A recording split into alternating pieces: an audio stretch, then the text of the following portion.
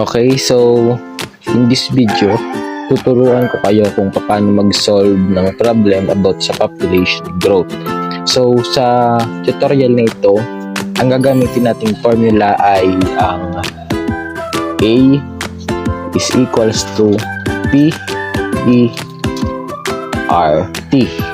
So yan ang formula ang gagamitin natin. So ngayon, given na ang ating mga numbers, which is ang P or ang present na population, which is 680,000.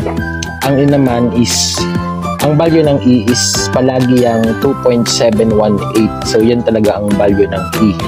And then ang R, which is ang growth rate, is equals to 12% per year. And then ang time naman ay 8 years. So sa given na ito, i-evaluate lang naman natin siya gamit ang formula na ito. So dahil sa A yung nawawala, kaya ito yung gagamitin natin formula. So okay, A is equals to 680,000 times, okay, ilagay lang muna natin ang E, and then ang ating rate, growth rate, which is 12%, kaya naman ilalagay natin siya into decimal. So 0.12,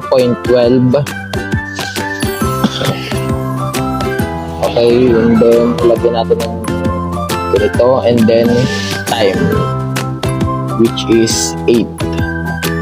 Okay, so yan ang ating kailangang isolve. So okay, proceed. 680,000, okay, E, and then isosolve natin to. So para mas malinaw, gagamit tayo ng calculator. 0.12 times 8, okay, 0.12 times 8 equals, and then ilipat natin siya. So ang kinalabasan is 0.96. So okay, lagay natin dito 0.96, and then proceed naman tayo. A equals 680,000, and then ito naman ang susunod natin na isosolve. So since ang value ng E is 2.718, ilalagay natin dito ang 2.718, and then power up yung value ng ito 0.96 is equals to, so yun, lagyan natin dyan. Kukunin lang natin yung mga hanggang dito lang sa 3, kasi hindi naman natin yan masyadong kailangan. As 2.61143, yan, okay na yan. So ang susunod dito, kapag minultiply na natin tong dalawa na to, is yun yung magiging sagot dito sa A. So A is equals to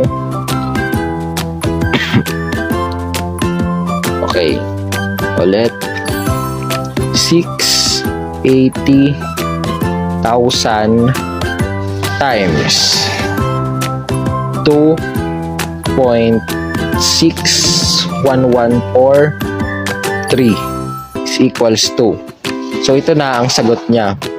A is equals to 177,572. So lagyan lang natin dito ng check, and then dyan. So this is our final answer.